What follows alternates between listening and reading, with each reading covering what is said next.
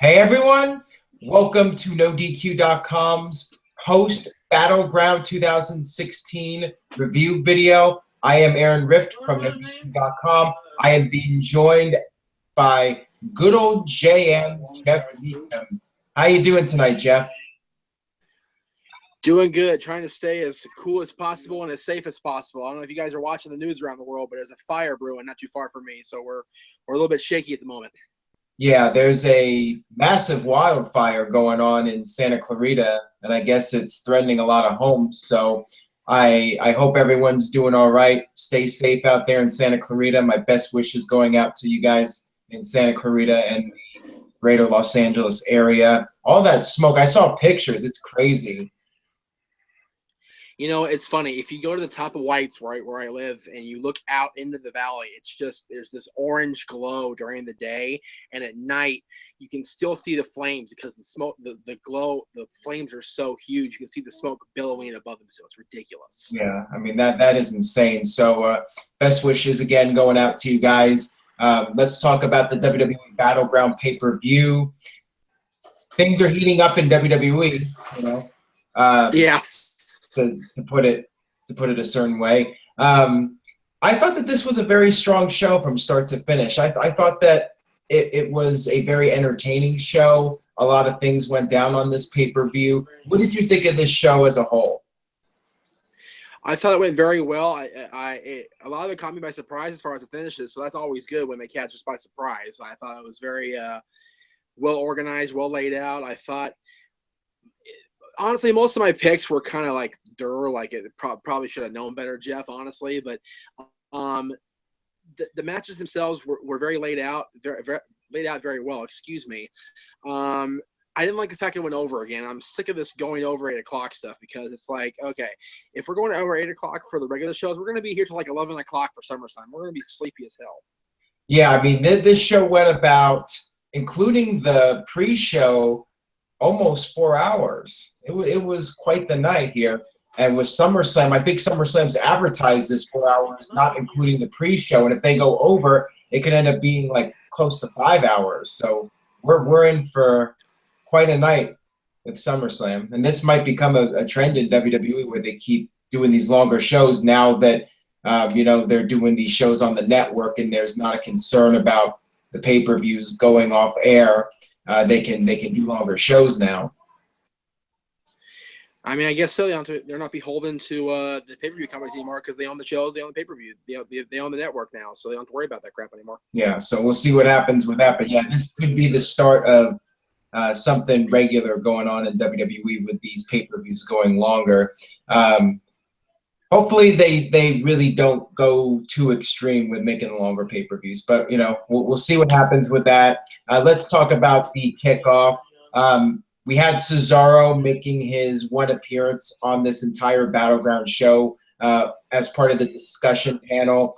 He was just talking about the Sami Zayn versus Kevin Owens match, and he was frustrated again with his spot. And this really wasn't a very good segment for Cesaro. I mean, he was stumbling over a lot of his words, and he just didn't come off that well in this segment, in my opinion. What did you think of this? I absolutely agree. Cesaro came off looking very, I think whiny is a strong word, but it kind of fits because, he's seeming very bitter that he wasn't drafted higher. It looks like it's where they're going to go with him. They're going to turn him bad and make him this bitter low ball draftee, if you will, and he's going to be very upset about that. And where he goes with that is determined, of course, ultimately by the matchmakers and the bookers, if you will, the higher ups of WWE. But if they were smart, they would put him in a program with, had they crowned a babyface champion tonight, as far as the Intercontinental U.S. champion, they could have gone that way. But maybe he'll go against the WWE champion here down the line. Yeah, we'll see what happens with that. But yeah, I think it would be better if he just stopped talking a lot and keep his words at a minimum. Like he said, I mean, he did say one thing, that actions speak louder than words, and I think he should have just kept it short and sweet. And yeah, I wasn't a big fan of him being on the panel, so we'll leave it at that. We'll see how WWE follows this up. Let's talk about the kickoff show match, which was the Usos against Breezango, Febreze, whatever you want to call him. I like to call him Febreze personally. To me, this was just your standard pre-show match. It did get a bit sloppy at the end. People were trying to say this was a really good match. I did not see it personally. I thought it was just there. It was just your average kickoff show match. You had one of the Usos, I'm not sure which, was going for a Samoan splash. Breeze got his knees up and got the pinfall victory over the Usos. So Breezango with a little bit of momentum. Any thoughts on this match that you want to add? It was about 5.5 minutes. It was about 3 minutes too long, put it that way. Yeah, I mean, it really was a nothing match. People were like messaging me saying I'm being too negative already. I'm like, it's a kickoff show match. It's not usually going to be anything special, because what I wrote on Twitter was nothing really to see here. You didn't really miss much, and then people got on my case about it. So I was like, whatever. The problem is everybody in this house, especially my dad, wants Febreze to do well. My dad is super high on Fandango. He has been from the get ever since before he beat Chris Jericho WrestleMania a couple years ago, whenever it was. And it seems like they took both teams and put them in a 5-minute match. It was a complete waste of all 4 of their time. Yeah, it really was just something thrown together. I think it was announced after we did our predictions video, like Thursday. It was announced really late. Yeah. All right. So moving on here to the main card. It kicked off in a big way. It kicked off with the tag team match, Charlotte and Dana Brooke against Sasha Banks and her mystery partner. A lot of us figured it would be Bayley. As it turns out, it was Bayley, and she got a huge reaction. The crowd just went completely nuts for her. JBO called this a one-off appearance for Bayley on the main roster, according to his sources. So apparently JBL knew Bayley was going to be the surprise partner before anyone else, because he had sources that already knew it was a one-off thing. That was a little odd, not really well thought out by the WWE writers, but whatever, unless JBL was just going into business for himself. But I'm guessing that was a scripted line. And the other thing is, she's going to be back in NXT for how long? I mean, a one-off appearance, does that really matter when she's going to be back a month from now? I mean, I thought that was dumb as well. But, you know, Bayley showing up, I mean, it was awesome, the reaction she got. What did you think about this match? It warmed my heart to see Bayley. I've been a fan of Bayley since she was Davina Rose, and I saw her compete in NWA Hollywood against our girl Lucky O'Shea, who Aaron remembers from our Wild taping back in the day. We had Davina Rose competing against her in Hollywood. Before she was Bayley, and Bayley's always been really good. She's always been a favorite of mine. I'm glad she got the time on the main roster, at least tonight. She is going back to NXT and is going to compete for the Women's Championship, probably against Asuka at TakeOver Brooklyn. May or may not win, and may or may not go up to the main roster anyway, because we saw Sasha Banks as NXT champion go up to the main roster. So it could very well happen that she regains a championship against Asuka in another feel-good moment at a takeover pay-per-view in Brooklyn, and then she is on both rosters. Yeah, I'm not expecting that, though, especially with this reaction she got. I mean, it would be foolish to hold off on her any longer. And I think even if WWE was thinking about keeping her off the main roster after that reaction, I think you have to bring her up as soon as possible. I agree with that, but you're asking logical determinations out of WWE booking. That's your problem, Aaron. That is a very good point. The match ended in a positive way. I thought it was a very good finish to set up Sasha Banks as the challenger for SummerSlam.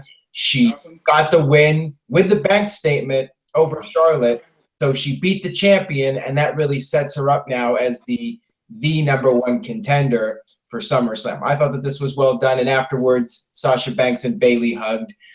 Sasha really tried to throw people off on Twitter. She was saying that that her partner was somebody that not even Dave Meltzer could guess, and she even flat out said that Bayley was not going to be her partner because of their history. And as it turns out, it was Bayley. So, you know, Sasha really tried, but we all expected Bayley. Bayley's what made the most sense. People were chanting for Bayley before she even came out. If anybody else came out, I think fans would have been disappointed. Unless it was like Trish. Maybe Trish would have gotten a really good reaction, but I think pretty much anyone else, the fans would have crapped on it. Maybe Lita. Lita probably got a good response too. Lita or Trish, but the night belonged to Bayley, regardless of who won the match. The night was Bayley's. Yeah, I agree. So that was a really fun opener. Next up, we had the Wyatt family versus the New Day. The storyline of this match was that Xavier was scared to death of Bray Wyatt, but eventually, towards the end of the match, he finally overcame his fear and started fighting Bray. But it wasn't enough. Despite putting up the fight, Xavier did end up going down to Sister Abigail. The Wyatt family wins, which I thought was a weird finish. I mean, I know Bray Wyatt needs to be booked strong, but the Wyatt family is split up now. They are going to be on separate brands, and I would think that New Day should be winning this since they're going to be staying together as a tag team. Why have a team beat them when they're not going to be going for the tag team titles? And it's not like you have Rowan and Strowman on the same brand. You have Strowman by himself, so we're not even going to have New Day versus the Wyatts for the titles. So that's the one thing I did not like. But other than that, this was fine. It was an interesting storyline with Xavier. Anything you want to add about this match? It may not be New Day against Strowman and Rowan for the championship, but if he does return, it may be New Day versus Strowman and Luke Harper if he's on Raw. There you go. That's a very interesting point. We'll have to see if there's a follow-up on that. I mean, that would at least make some sense if you have Luke Harper come back and then have Strowman and Harper go for the tag team titles. We'll see how things go with that. Next up, we had Rusev versus Zack Ryder. Not a surprise at all. It was exactly what I expected. Rusev dominated early. They brawled on the outside. Ryder made his comeback, brief comeback. He went for the elbow, but Rusev got his knee up, and Ryder got out of the accolade, or almost got out of the accolade, but then Rusev pulled him back in, and I guess that's his new variation, like how Kurt Angle would do the ankle lock and then cinch it in. You know what I'm saying, right? With the ankle lock, Rusev's doing the same thing. Yeah. When Angle would do the ankle lock, he would do the ankle lock, just kind of stand there, and then he would didn't grapevine it. Yeah, pull it that way. Yes, it's and like then Rusev. Right, Rusev does the super accolade now, and yeah, you know what? As much as I wanted to see both mid-card championships change hands tonight, it didn't surprise me that Rusev won. It did surprise me that Rusev just completely beat the holy dog out of Zack for the whole near whatever it was, 7 minutes or so. What also surprised me was that Mojo came out and helped Zack in the post-match, and it looks like we're going to have Zack's singles push completely just deflated now. He's going to be back with the Hype Bros.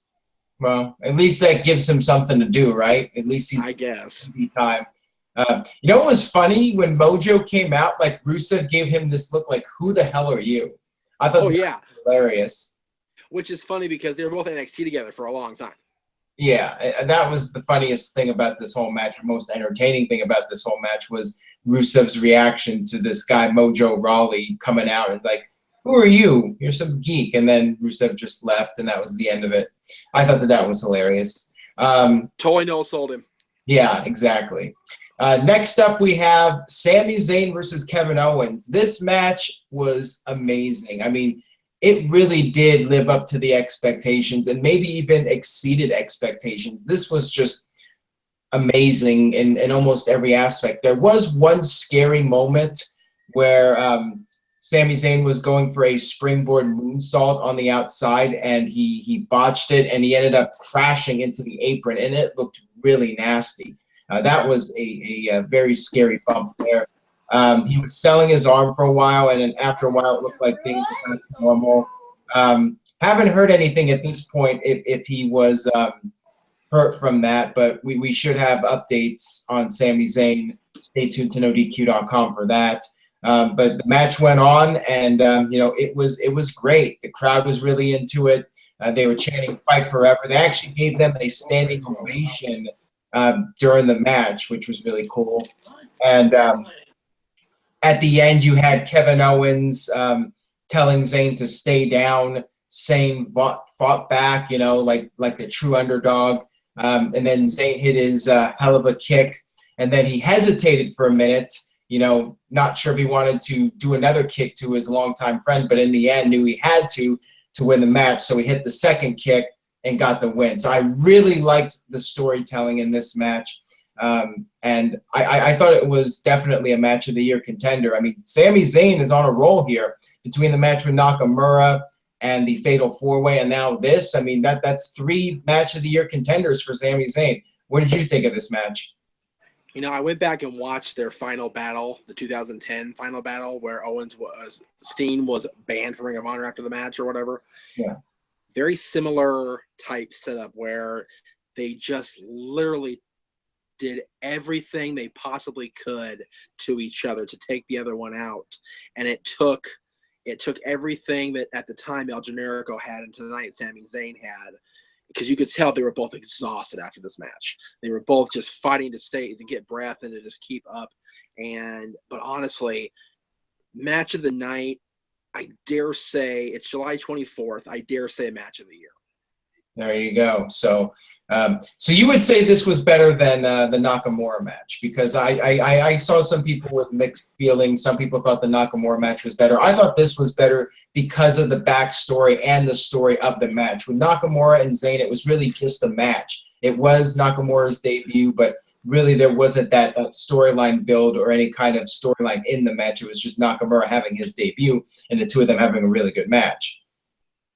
Yeah, Nakamura and Zayn was something special in its own right because it was Nakamura's WWE debut. It was the first time we'd seen him on American shores actually competing for a main American United States-based company.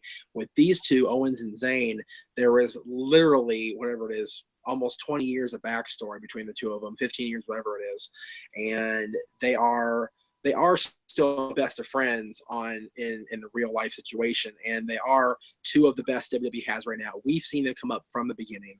We've seen them both come up from Gorilla and from Ring of Honor and things like that. And they've been going so long, yet they keep continuing to get better. And I think that despite them being on the both brand, I think they really are. This was their last battle. Yeah, I mean, it really should be the end of the feud for now. Maybe eventually they could become a tag team. I really hope they don't keep it going. I think that was the perfect end to the storyline, and let them each move on to other things at this point. I agree. All right, so yeah, that match, definitely a match of the year contender, and we'll see if anything can top that. I mean, there's still 6 months to go, so there's plenty of time to see if AJ or somebody else can really step up and have a match of the year contender. But they were definitely given the position, because the next match was Natalya versus Becky Lynch, which was clearly positioned to be the cool down match, after the big match. And they actually had a really good match. Natalya and Becky Lynch, I thought it was very good. But unfortunately, the crowd was burned out after the previous match, and, that definitely hurt it. But for what it was, I thought it was good. Go ahead. I kind of disagree with you, Aaron. I think Natty Becky could have been so much better. It really was just pretty much a one-sided affair with Natty just, much like Rusev with Zack Ryder, just beating the holy dog out of Becky for the better part of 9 minutes, wherever it was. And Becky made a little bitty comeback in the end, but Natty just put her in the sharpshooter, and that was really it. I mean, it didn't showcase the two of them oiled team matchmaking machine like it could have been. I think Natty just asserted herself as the dominant female on SmackDown, which she is. Let's not argue about that, but I think it could have been a lot better. Yeah, I mean, that is what it is. I mean, that was the match it was designed to be. I just think for what they were given, they made the best of the situation. But yeah, I mean, they really weren't given the opportunity to have a really strong match because of their spot on the show. So yeah, then we had another match which was really mind-boggling here. The Miz versus Darren Young for the IC title. Basically, you had Bob Backlund out there and Maurice out there. Miz tried to run away because he couldn't handle the great Darren Young, who's great again apparently. Maurice slapped Bob Backlund, and then Maurice claimed that Backlund hit her. Miz got pissed off and went after Backlund on the outside, and Backlund was taking off his shirt. And then I said Eric Young for a second. Darren Young came out and put the chicken wing on Miz, and right when he put the chicken wing on, the referee called for the bell. and that was the end of the match. Apparently, according to WWE, it was a double disqualification. Why, I'm not sure. I don't know what Darren Young did to be disqualified, but whatever. Some people thought it was a count out, but the thing is, you had Young going to the outside and then the referee calling for the bell. So I'm really not sure what to make. It was a very poor finish, in my opinion. I think Darren was disqualified for his coach taking his shirt off. That was just obscene. Yeah. There's a funny. It's unnecessary. Yeah, of him flashing Miz, and that's what caused the DQ. I don't know. The whole thing was lame. The really weird thing about this, though, is that they're on separate brands. So why would you do a finish like this if they're not going to be feuding? Yeah, it makes absolutely no sense the way they finished this match. And, again, I still say they should have had both championship Shane's hands, but what do I know? Yeah, I just thought this was really lame. Crowd was completely dead for it, by the way. They did not give a damn about Darren Young. I keep wanting to say Eric Young. The crowd did not recover until John Cena came out from the Sami Zayn Kevin Owens match. Yeah, and speaking of that, we'll get right into the John Cena, Enzo, and Cass match against the Club. Enzo cut this tremendous promo. I thought that he was amazing. He was great on SmackDown, and he's quickly becoming, I'm going to go ahead and say it. He is my new favorite part of WWE right now. He has surpassed the New Day as my favorite part of WWE programming in 2000. Oh, my God. Well, I got to tell you, my dad absolutely agrees with you, Aaron. Enzo and Cass have become his favorite part of Monday Night Raw. Each and every week when Enzo comes out there and does the same promo every week, it still makes us chuckle like nothing currently on the program, including the New Day. They are just so entertaining to watch. I mean, I'm going to go as far to say that if he keeps this going, I mean, he is like the best thing on the mic maybe since The Rock. I mean, he is doing so well with his delivery and just his charisma. If he just keeps getting better at this, and, surely he will with more experience, he could be, at least promo-wise, at The Rock's level. I mean, I'm not sure because of his look he's going to get close to The Rock's level of star power, but, man, he is just killing it on the mic right now. Let's be fair to John Cena just a smidge, because John Cena, when he was Dr. Thugonomics, was awesome on the microphones. Let's say best since John Cena. Yeah, well, even Cena was impressed. You could see Cena's reaction there. He's like, wow, he was blown away by Enzo. And that's saying something. That's high praise. If Cena's impressed with your mic work, you're something special. It's so funny. Cena was flabbergasted on Monday and Tuesday, or Monday, whatever it was, Tuesday, whatever. And he just he didn't understand what Enzo was saying. Tonight, he seemed to get it. Yeah, definitely. And what was that line about the banana? Don't make eye contact. Contact with somebody with a banana in your mouth. How you doing? Yeah. And then Big Cass called AJ Styles a soccer mom, so he even got a good line in there. And the crowd actually did a soccer mom chant at AJ Styles. So, the mic work was really strong here. It actually, in my opinion, overshadowed the actual match. The match was good, but, I think people remember the promo work here more than the match. The match results surprised me. So, I have to agree with that. The promo work by Enzo, Cass, and John Cena, by Enzo and Cass, was just unbelievable. Enzo Amore, like you said, he is a once-in-a-generation type mic guy. You had The Rock in the previous generation, Cena in this generation, but even still, he's more – you got Enzo now, who is just lighting on fire. Right. I mean, he's just doing tremendous work here. It's too bad you didn't have Enzo's promo work and charisma with Cass's body. You could put that into one person. Then you would have your next Rock. Oh, absolutely. If anybody with Enzo's mic work and Cass's body is your next world champion right there. Exactly. So anyways, a little surprising here. I was surprised that AJ took the fall. John Cena hit the Super AA off the top to pin AJ Styles. And I'm not really sure what to make of it. I figured Cena's team would win, but I thought maybe there'd be a falling out with the club. Maybe the club will continue to run on both brands. Maybe it'll be like the NWO and DX where, they're working together on the separate shows. Who knows? But I figured one of the club members would take the fall. So I was a bit surprised at that. maybe AJ will get his win at SummerSlam, and that'll end the AJ Cena feud. Not getting my hopes up on that, though. I retweeted Jim Ross about an hour ago. Before armchair bookers break their pencils, it doesn't hurt AJ to drop a fall in a 6-man match. Fact.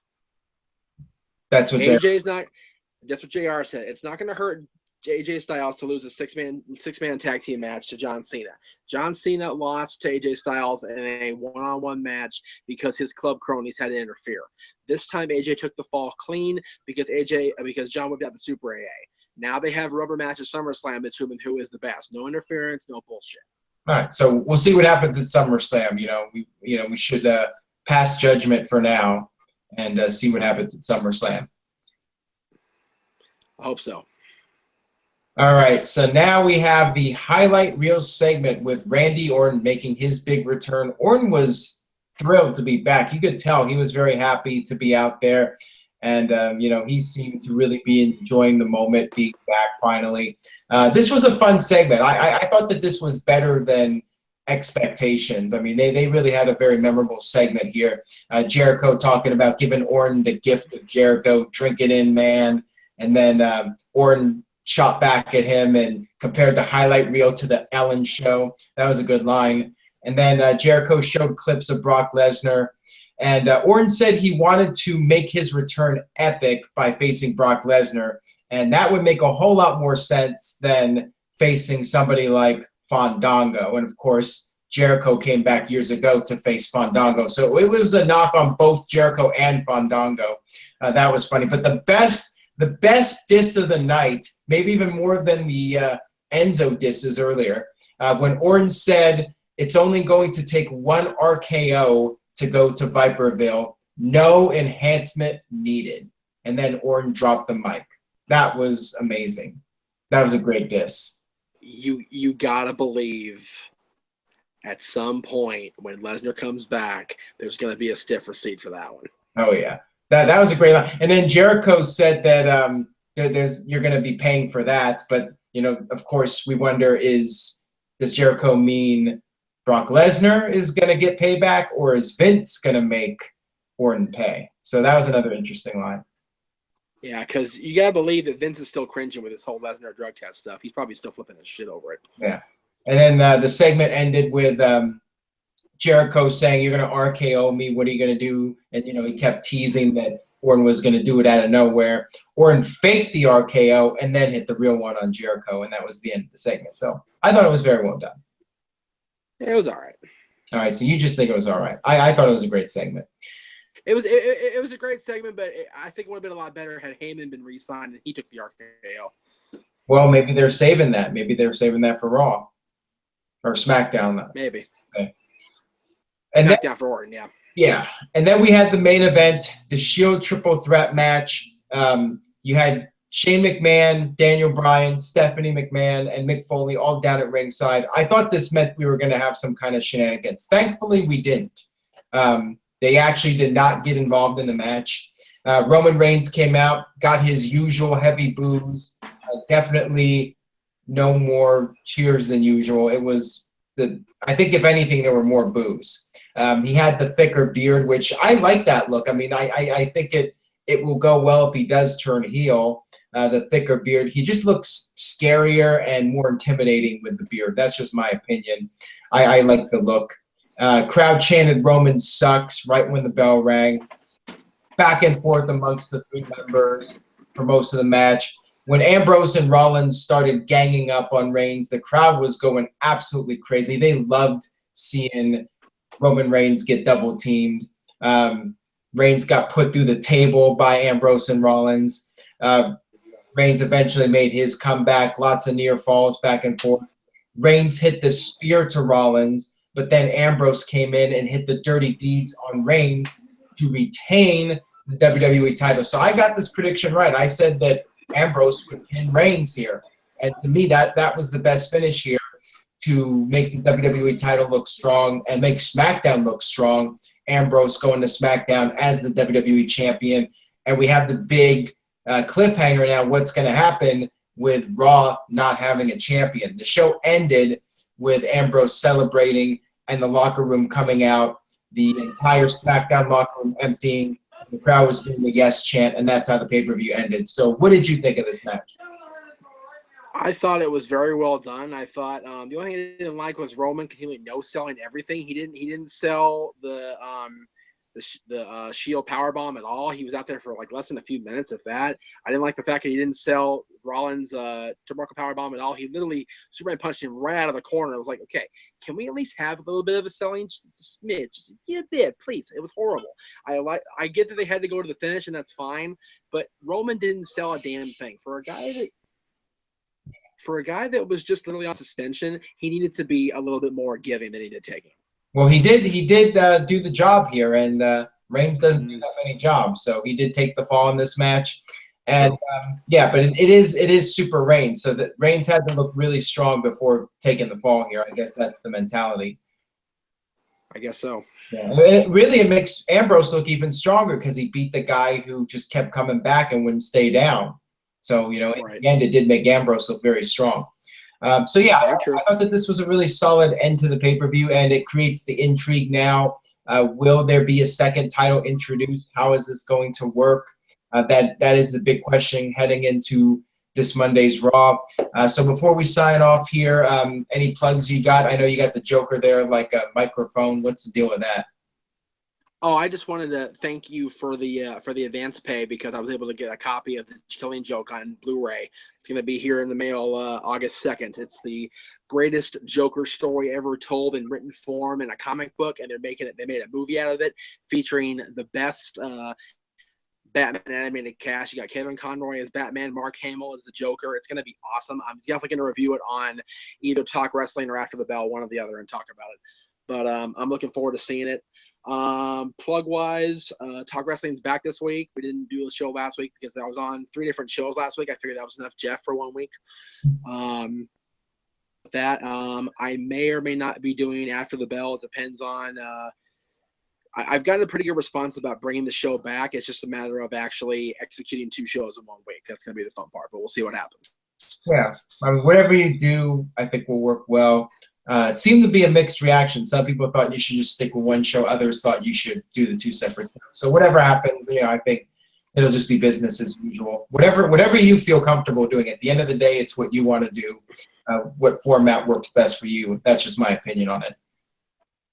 Well, I appreciate that. I appreciate you letting me have the creative leeway because, that's been always the key with NoDQ.com whenever I worked with you guys is, the last 14 years is creative leeway. I get to do what I want to do. When I left 5 years ago, it was different, and I had to kind of do my own thing and kind of be on my own. And it was hard, and I like being under the NoDQ umbrella again. It's fun for the notoriety, and it's fun for the fan reaction. I get more people on Twitter than I ever have, which I think is awesome. Definitely. All right. So speaking of Twitter, make sure you follow Jeff, twitter.com/_Jeff Meacham. And of course, NoDQ.com will keep you updated on all the fallout from WWE Battleground. Going to be another very busy weekend with Raw and SmackDown coming off Battleground and setting up the build for SummerSlam. So make sure you stay tuned to NoDQ.com for all of that. Thank you guys for tuning in tonight, and we will see you guys next time.